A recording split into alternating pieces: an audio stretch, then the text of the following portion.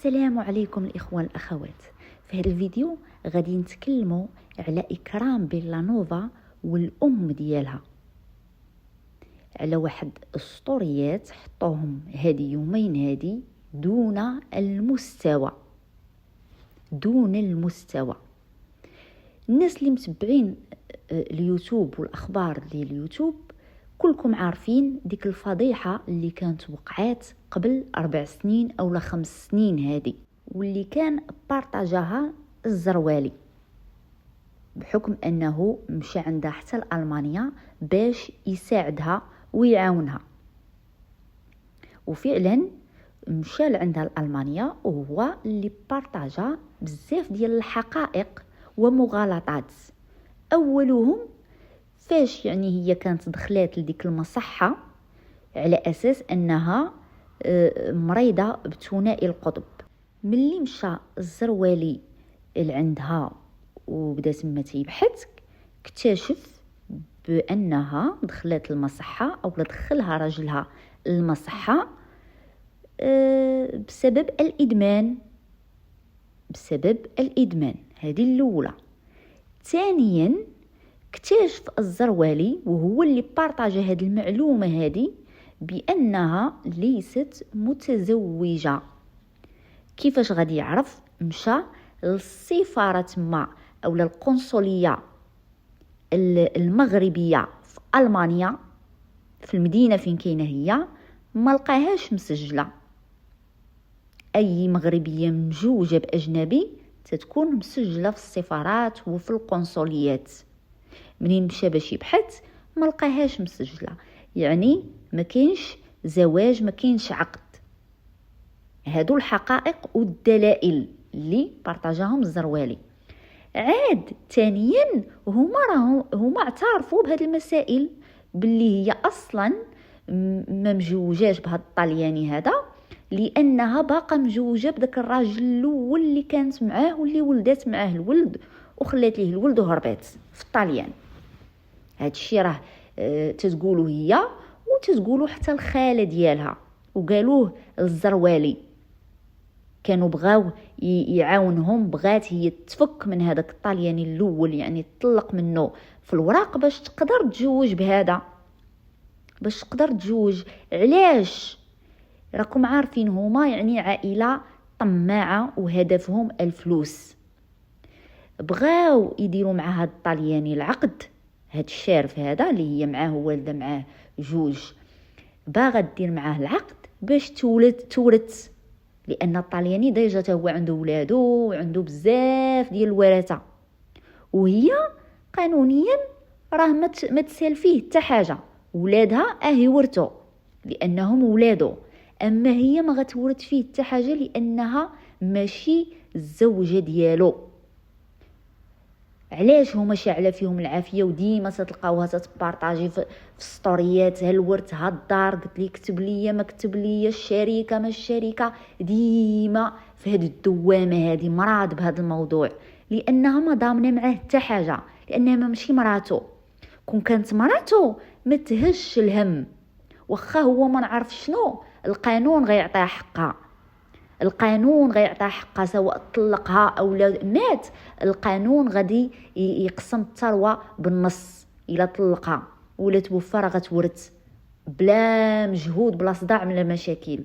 ولكن هي علاش هي امها واقع لهم هادشي هذا؟ لان ما كاينش زواج، ما كاينش عقد.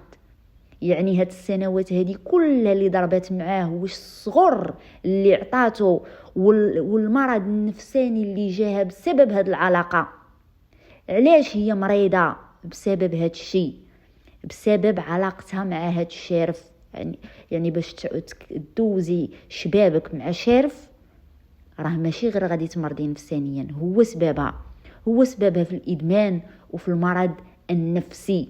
داكشي اللي خلاها مشات في طريق الادمان ومرضها نفسانيا، وفي نفس الوقت ما عندهاش بديل، لانها دوزات التكرفيس والتجرتيل والهومليس في الطاليان مع الاولاني. صافي لقات هذا بفلوسه معززه مكرمه بالطوموبيل، دارت معاه اليوتيوب، شافت معاه الخير، فوخا تتعاني ما قادراش، وخصوصا دابا يعني راه كبرات، راه ما بقاتش هذيك الصغيوره اللي فين ما مشات دسطات راسها، راها كبرات، راها شرفات. اي اكرام بالله نوفا راها كبرات، وكنا غادي نكبروا، ولكن حنا تنقولوا غير الحقيقه. فما بقاش عندها، ما عندهاش خيارات، والثمن راه تدفع فيه، هو النفسيه ديالها والادويه اللي تتاخذ وداك المرض. هو المرض النفسي كاين، غير السبب باش كانت دخلات هذيك المره بسبب الادمان، كثرات. وهذاك الطالياني راه عقليه طاليانيه قوريه، شافها في ديك الحاله قال لها خصك تدخلي شويه ترتاحي. عاد المرض ديالها المرض النفسي والادمان، هادشي معروف. بالنسبه للعقد ما كاين لا عقد لا والو، جالسين تيكذبوا هي وامها في السطوريات. وبعدا اللي جالسه تتهاجم قناه العصير، وقناه العصير معروفه بالمصداقيه، عندها مصداقيه بحالها بحال مولات الماسك، مصداقيه. ديك الهضره كامله اللي تقالت قالها الزروالي اللي مشى لتما الارض الواقع. وانا يمكن 4 سنين هذه ولا 5 سنين كنا هضرنا في هذا الموضوع وفي هذه القضيه هذه، قالها الزروالي. وعاد راجلها كان تيتواصل، هو تيتواصل مع الناس وتيصيفط لهم، لانه كان سنانو لوبيا عليها، لان طلعت ليه فراسو بالادمان والزمر ديالها. كان اللي هضر معاه تيصيفط ليه اوديوات، خصوصا يعني الناس تيتواصلوا معاه عندهم اللغه الطليانيه، وهذا يقول لهم شنو كاين. فما تجيش دابا من تدازت 4 سنين عاد جايه تهضري على الناس، انت اللي دابا جايه تهضري على الناس. اما داك الفتره راه العالم كله دار فيديوهات، درتي شوها فاش مشى عندها الزروالي، كاع اليوتيوب كان تيهضر عليها. دابا عاد نايضه ما فهمتش انايا تدازت 4 سنين 5 سنين عاد شفتي نتيا قناه العصير راه هضرات عليك ودارت فيديوهات، ولا غير بغيتي تبلبليها، غير بغيتي كلشي عاقبك ما بقى عندك حتى محتوى، انت اللي ما بقى عندك حتى محتوى تتقولي الناس. اما هذا راه محتوى ديال الانتقاد، تحليل والانتقاد والاخبار بالدارجه ديالنا، اخبار السوق. فانت اللي ما عندكش محتوى، ما مره تجيبي امك، مره تجيبي بالعاني تبقاي تستفزي المغاربه بهذاك الشراب وبهذاك البورك وبهذاك الشيء تما، بالعاني لان اللي تيدير داك الشيء راه تيديروا في الستره، ماشي غتبيني لهم شوفوني انا تنطيب بالواين، انا تنطيب بالواين باش دير البلباله. فهمتوا؟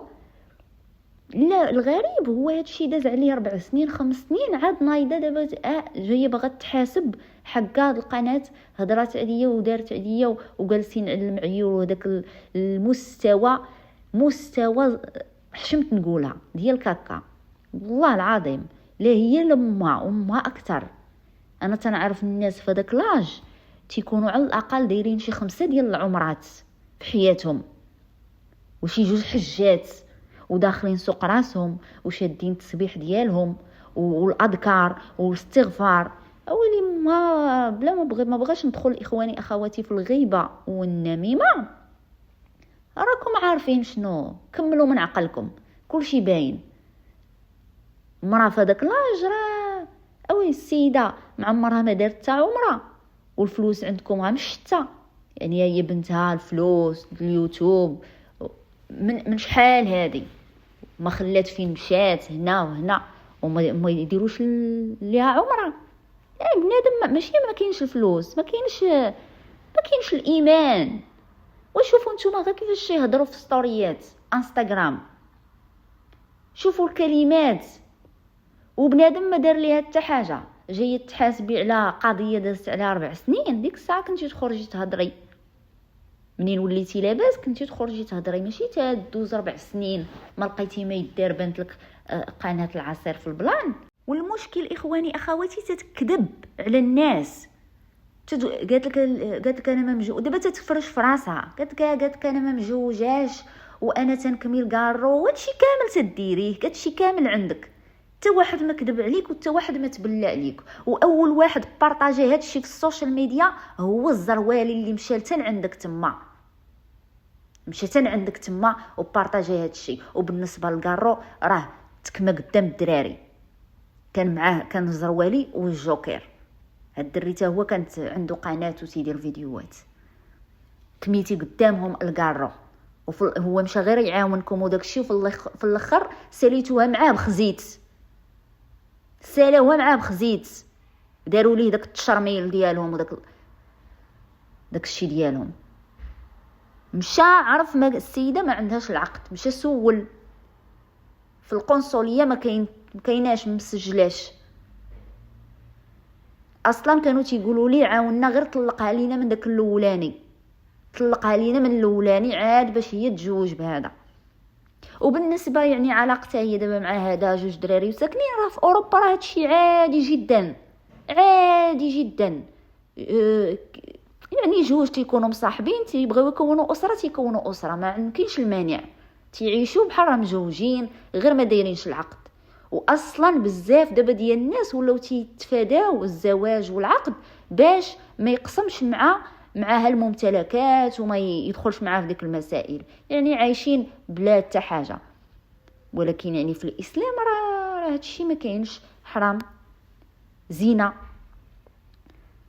والا بنادم بغى يدخل معاك في هاد المسائل راه يدخل معاك فيهم. اصلا شنو كان تيقول لهم الزروالي؟ كان تيقول لهم تيقول لها دخلي بعدا لدين الاسلام، انتي كما ما داخله لدين الاسلام، دخلي لدين الاسلام. وما خافيه كان اعظم. السيد مشى غير يعاون، صدقتو ساليتوها معاه بخزيت، ولا مسمي عليهم غير تريكه البره، قال لك كلشي تيضرب البره، قال لك كلهم عائله مع بعضها، يعني عائله عره بهذا المعنى. وداك الشيء خليوه عندكم، ما تبارطاجيهش في ستوريات ديال الانستغرام، لان كيف ما كان الحال نتيا واحد المؤثره وعندك واحد العدد هائل ديال المتابعين والبنات باقين صغار متبعينك وتيتفرجوا فيك، فما تبارطاجيش لينا حنايا داك الخنز وداك الحوار الخانز ديالك مع الام ديالك.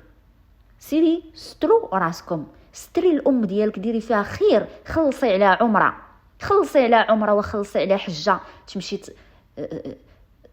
تنقص عليها الذنوب حتى الاخر هي ما تزيد عليها الذنوب معاك في انستغرام.